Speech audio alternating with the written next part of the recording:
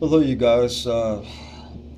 Welcome to another edition of Quantum Effect Residue, my new name. And I'm glad that I renamed it because I'm trying to distance myself, as everybody should, from the Mandela Effect name because all it does is just make people think it sounds more fake. Okay? Um, Quantum physics is a very real thing. And that's one of the reasons why I switched the name. But I digress. What you're looking at here is a couple people that I'm 99% sure did not exist in our former reality. Shantae Kimes, actually. Well, actually, pun intended. It might as well be crimes because this woman spent her entire life committing crime. Shantae Kimes and her son, uh, a modern day Ma Barker, although Ma Barker has got nothing on this lady. Uh, I'm convinced that this never existed. None of the crimes that they did existed. They never existed. Because I'll tell you why before I play the clip. Why is it that in 25 to 30 years, okay, I have not heard one single solitary reference to these two individuals? The name Kimes, in my personal, that's what I'm saying, my reality, for me, uh, 60 Minutes, Newsweek, I mean, you name it. Uh, According to this documentary, they were everywhere. One reporter said it was one of the biggest crimes of the 20th century, and I never heard about it. Okay, my guess is that a lot of you have never heard of it either. I'm going to make an assumption here. Uh, if you did, that's fine, but all I'm saying is I'm pretty sure this didn't even happen. None of this even happened. This lady getting murdered, disappeared, whatever. Because I am positive, 99.9% sure, this is exclusive to this reality. Okay? Now, we know already that there's been a lot of things that are exclusive to this reality that wasn't in the other reality. Okay? The Black Tom explosion incident. Okay? That never happened at all in the last reality. Okay? That's for one that I can think of. Uh, I'm sure that there are many more.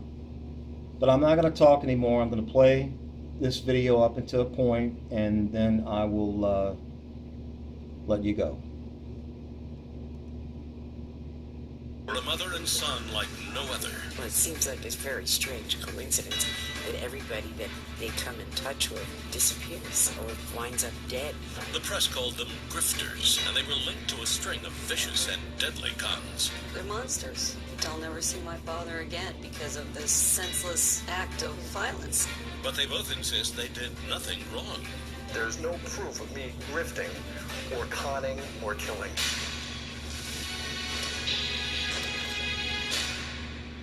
Sante and Kenny Kimes seemed like the flesh and blood version of Lily Dillon and her son Roy, two fictional con artists portrayed in the 1990 film The Grifters. But the crimes to which authorities have linked the Kimes are far more extensive and vicious than their celluloid counterparts. Former New York Police Commissioner Howard Safir has even gone so far as to call this mother and son duo, quote, the essence of evil. Our story starts in New York City in the summer of 1998.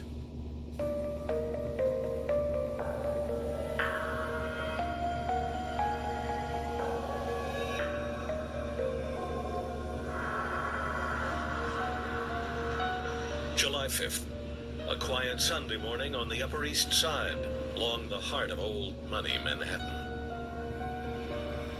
In the first floor study of this brownstone at 20 East 65th Street, 82-year-old Irene Silverman busied herself with the affairs of the house. A New Yorker since the 1930s, Silverman had once been a dancer with the ballet company of Radio City Music Hall. I don't think she ever walked through a door without performing, and she never left a room without having fully performed. Former Columbia University professor Jim Shenton became friends with Silverman in 1982 when she walked into his lecture hall to brush up on some history lessons. When you looked at her and saw her in her furs and the black pearls, she was class. Around 11:30 a.m., the housekeeper left Silverman in the study and headed downstairs to tidy up the basement. She went to clean out the birdcage and she put on the merengue music very loud.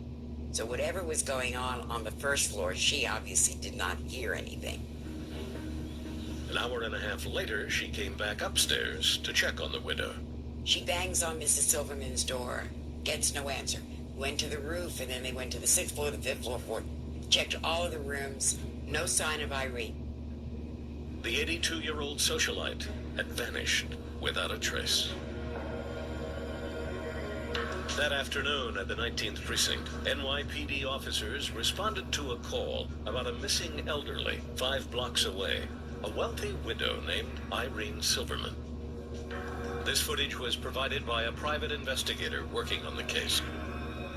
At the scene, Silverman's friends told police that Irene was a creature of habit, someone who would never just wander the streets of New York on her own. The idea of going out alone was unbelievable. My reaction was befuddlement, bewilderment. It was simply something she wouldn't do. This woman led a very structured life. She wasn't about to wander, get lost, just get on a boat somewhere. I mean, it just wasn't her. Silverman had inherited the $7 million brownstone from her late husband, one of the city's most influential mortgage brokers. She had since converted it into luxury apartments, which she rented out for extra income and companionship. The eccentric socialite often threw lavish parties, inviting a mix of celebrities, artists, and aristocrats. If you were invited to have dinner with her, Lord and Lady Newcastle would be there. There would be bankers, Rockefellers. Irene's life began and continued within the framework of that house. After talking to the housekeeper, police focused their suspicions on the only other person known to be in the building at the time, a mysterious new tenant named Manny Guerin. Irene thought that he smelled of jail. And that's what she told all of her friends the day after Manny Guerin moved into apartment 1B.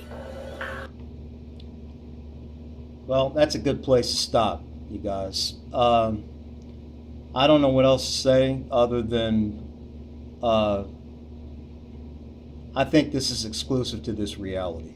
And I'm going to stand on that, and because I just cannot have any recollection at all. And not to toot my own horn or anything, but I have a very, very good memory. I remember back when I've done things as early as 3 years old. Now, if I can do that, I would remember something like this, okay? And I'll leave you with this. I don't know why, but I have a feeling that this reality that we're living in right now is significantly more evil than the other one. Could be wrong, it's just my opinion. Something like this, I would expect to be in this reality. Somebody that can never deny their guilt, even if they'll just deny it till the day they die, okay? No matter how much evidence is against them. To me, that's the essence of evil. Y'all have a good one until I talk to you next time.